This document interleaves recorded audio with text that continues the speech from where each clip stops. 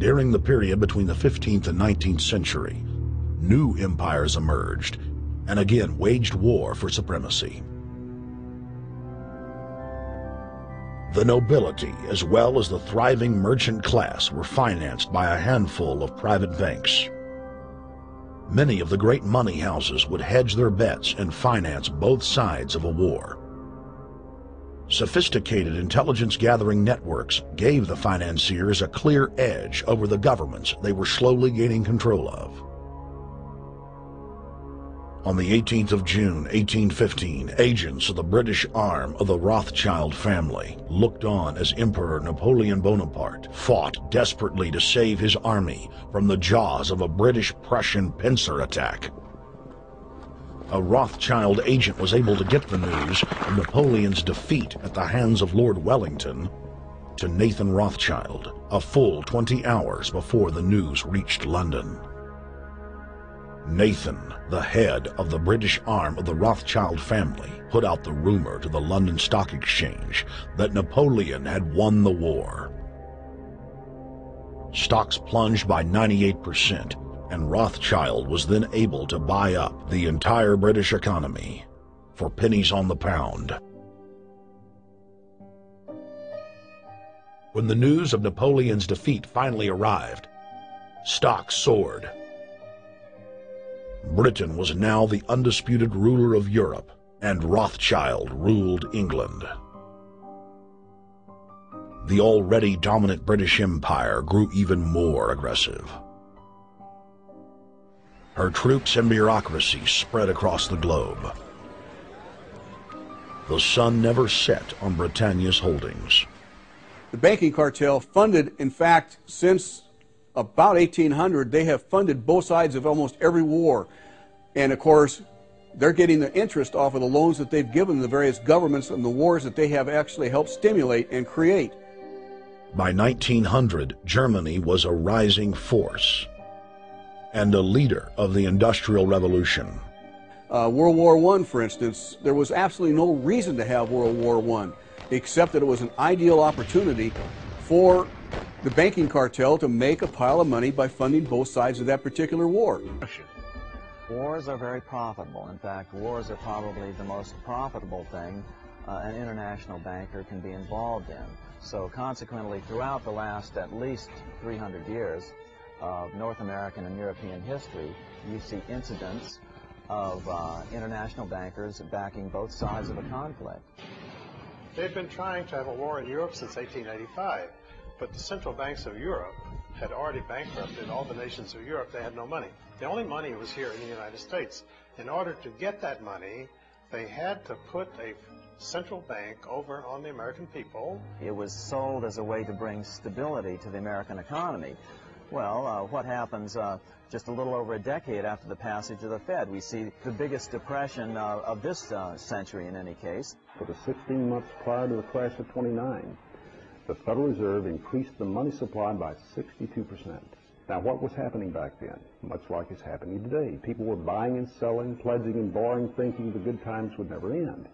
And then at the time of the crash, they pulled the plug on the money supply, and the people who had pledged their stocks, their bonds, their homes, their cars, everything. They pledged their savings accounts. Selling guns to one adversary while making loans to another is a common way these boys make their profits during war. And when profits begin sagging, people like Jacob Schiff, Max Warburg, and J.P. Morgan knew how to build them up again. Surprise, surprise, it's a documented fact that these fellows financed Trotsky and Lenin with billions in gold and credit to initiate the revolution in Russia. With Russia out of the war and America in, the conflict was extended by at least another 2 years. 2 more glorious years of gun sales and wartime bank loans, upon which to earn interest for many more years to come. There is no question that war is a profit-making business. After World War I, Senator Gerald Nye held very famous hearings here in Washington where he dragged in some of the biggest bankers and industrialists and put them on the spot and just examined profits that were made by some of these major interests. War isn't profit-making business. Anybody who says otherwise is a liar or a fool. They were able to manipulate us into World War I, and as a matter of fact, the war stretched out for at least another 2 years beyond what it would have gone. Control of the economy and the perpetual robbery of wealth is only one side of the Rubik's Cube the bankers hold in their hands.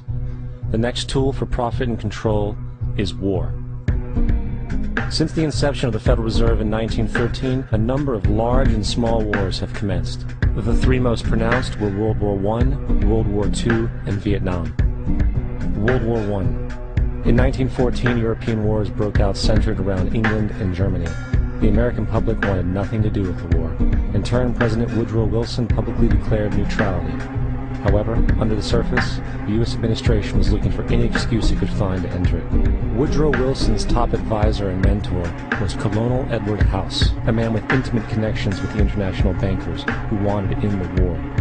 In a noted observation by Secretary of State William Jennings, the large banking interests were deeply interested in the World War because of the wide opportunities for large profits.